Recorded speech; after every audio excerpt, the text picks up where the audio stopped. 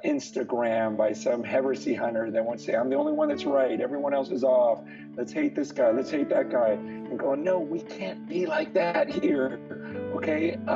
We've got to be united. Christ commanded this. He wanted this. This is where our power is. So learning these lessons is like, how can I help the church in Hong Kong be unified? What part of your journey are you continuing, or is this phase 3 all new?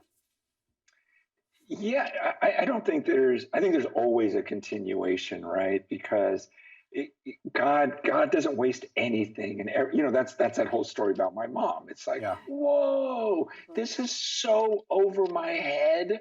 The background I have here and being raised by parents, from this city, and so a lot of my mindset, and seeing the big churches, which there's plenty of those here, seeing the strength of smaller communities, being right next to a country that is known for the growth of these house gatherings. I mean, it all comes together.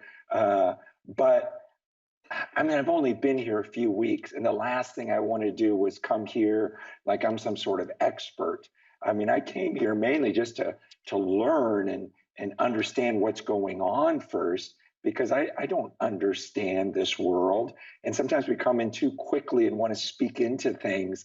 And so there's this tension because I'm here to learn. I want to, learn, see what's going on. I want to see what the leaders have been doing all these years and learn from them, because there are some godly people who have suffered a lot to get the church to where it is now. But then there's this tension going, gosh, but we are in this window of time. And the thing about Hong Kong that I think why God has sent me here is Hong Kong doesn't have a choice.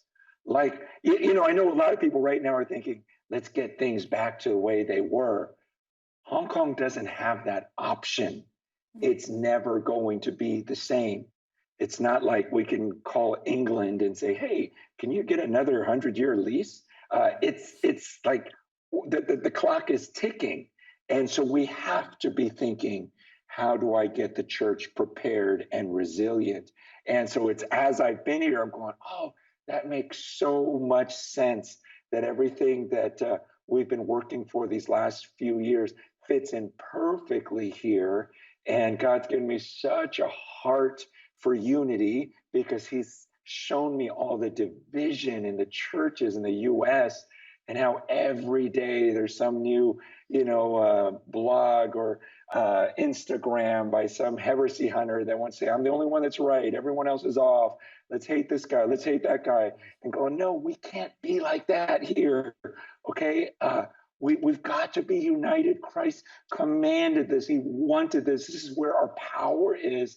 So learning these lessons is like, how can I help the church in Hong Kong be unified, and yet at the same time be sending people out and releasing these, almost like a collective releasing and equipping for the future.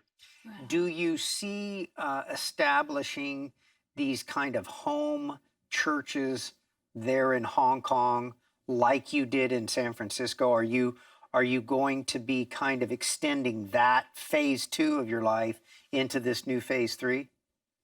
Yeah, that's my hope.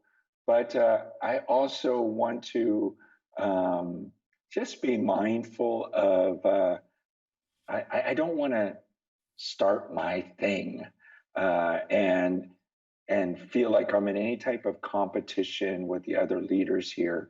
I really want it to be a united effort. I really want to be a blessing to all the churches and for the pastors who, like I've met pastors who are currently doing this. So it's not like I'm bringing something new to the table. I'm here to encourage them, again, teach them from my mistakes, and also help the larger churches, to help the Cantonese speaking churches. I've been working on my language. It's going so much slower at this age, but because I want to be a blessing to all of them and don't want any of them to be discouraged during this time.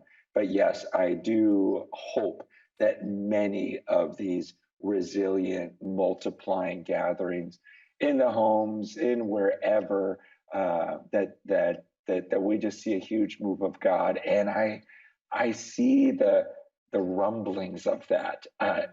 There's a momentum that's already been started here that has been going on for years. And so those people are going, yeah, now Francis is here. It's more just adding fuel to a fire rather than starting a fire.